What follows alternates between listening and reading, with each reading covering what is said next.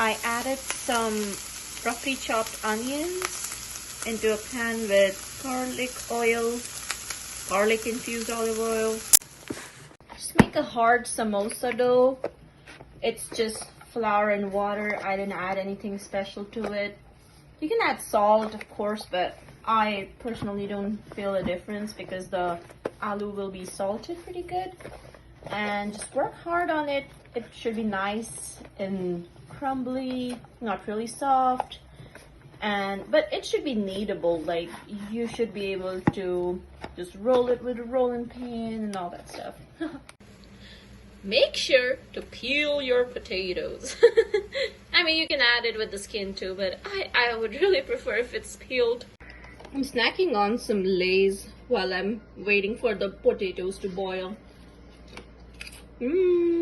Taste of home. Of course, I'm gonna make some Maggi too while I'm waiting because, you know, it takes some time to make and I'm really hungry right now. Well, the chai looks like it's almost ready. Well, this is my second cup of the chai in the day, and yeah, I start my day with chai and it's around 5:39. So, you know, I just reuse it.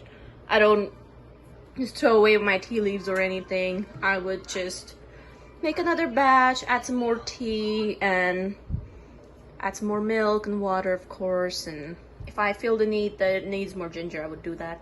But that's putting it aside. I'm gonna add some Maggi masala-e-magic to it.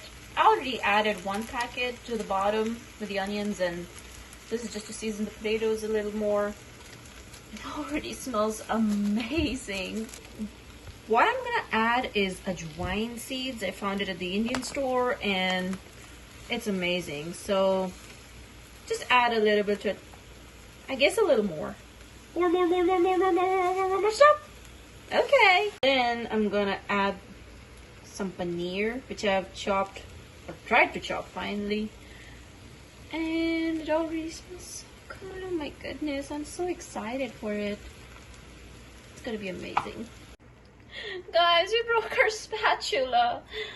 Oh my goodness, this happened because I miscalculated the amount of potatoes and I was like, I'll have to break it up.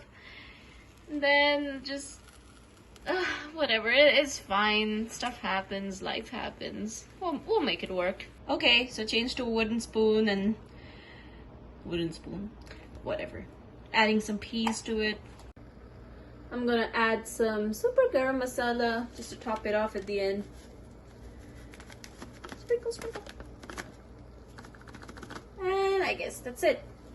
Okay, now adding some salt. Okay, that's good. Add a lot of oil to your karhai, or, you know, a pan of choice, and just let it warm up. Just make sure it's really warm before you add your samosas in it. Now we're getting ready to roll this out, and I'll show you how to shape it up. It's pretty simple. Pat the dough a little, pat. And then you just want to roll it out. Since we made the dough pretty hard, it's not gonna stick. And this is a big plus when you're gonna roll like hundreds of these, because I'm gonna make lots and lots and lots of samosas. So you do want it to be a little thick, like you don't want it to be paper thin, because gosh, you have to really work through it because this is like a pretty hard dough. It'll give the extra crunch to it if it's like a really soft one. I don't know, like the oil would splatter too because of too much water content in it. So I think this is a pretty decent size, or it's just excess. I'll just move it, use it for the other one. Make sure, I don't know, I just like to keep turning it. I don't just like work on one side for a long time. I will show you. It's like this thick. It's pretty good for a samosa. Okay, I'll flatten it out a little bit. Why not? And then I'll take a knife and then just slightly cut in the middle. That's not the middle. What am I doing? Plus, oh my goodness, why do I always pick up the sewing knife? I'm so scared of it. I don't, no. Well, someone's making improvements. Yay. I'm gonna scoop up a bit of the samosa mixture and try not to overfill it. Like, you can try to fill it up more as you go. I'm gonna try to fill it. Normally, I would like try to make a triangle and then do it, but this gives me like a good way to just try to seal it as I go, compared to if I already made the triangle. And this is like a pretty non-traditional way. Like, I've seen people do other things, but as long as you get the samosa shape, it really doesn't matter how you're doing, right? And see, so here's some excess. I would like to tuck it in, press it together, just try to roll. And does that look like a samosa? Yes, it does. It looks like one. Feels like one too. And just make sure to close it real properly. Just, again, wet your fingers and just try to push it down a little, just so that it's nice and sealed. Of course, you're gonna fry it in really hot oil, so it shouldn't matter as much because, I mean, it'll automatically seal pretty good. And just, I'm gonna wait for my oil to really heat up, and then I'll show you how I fry it. So I'm gonna add some taco seasoning to it too, because we had some leftovers and I don't wanna make tacos right now, and I was like, oh, why not?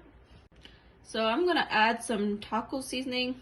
The one that I put earlier dropped perfectly on this. So this is like an example of some other fillings you can do. I know a lot of people like more meat fillings compared to just vegetables that we use in our samosa. So this is a really good alternative for them. Like, you can just add some taco seasoning and it goes perfectly inside a samosa. Ooh. Okay, so I added a tiny piece of the taco seasoning to it to check if the oil is hot or not. And, well, the oil is pretty hot. Did I say taco seasoning? I meant taco meat. So we're gonna put the samosa in slowly. Look at that sizzle. And we'll let you know when it's done. Just wait for it to become golden brown. I mean, you'll pretty much get it when it's all done, and let it sizzle there nicely. And I know it's a little lightly seasoned than I would normally like my samosas, but this is pretty good for people who have a low spice tolerance. So you take the samosa out when it starts to look like this, and the dough is cooked and it's nice and golden brown. It's gonna be so delicious. On the other hand, the other samosas, they're coming out pretty good, turning out really good. I think this needs a little more time. If it looks a little bit like this, just let it sizzle for a little bit, and then you can see the magic. Yay! So we've got 3 done, and I'll not be filming the rest of the samosas, but because we're gonna make a lot of it and it's gonna be too long if I try to do that. So I'll just show you how it looks from the inside. Do you want one more? Take it.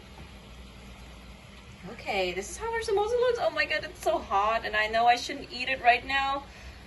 But the temptation. Oh, the temptation. Okay, I'm gonna show it to you.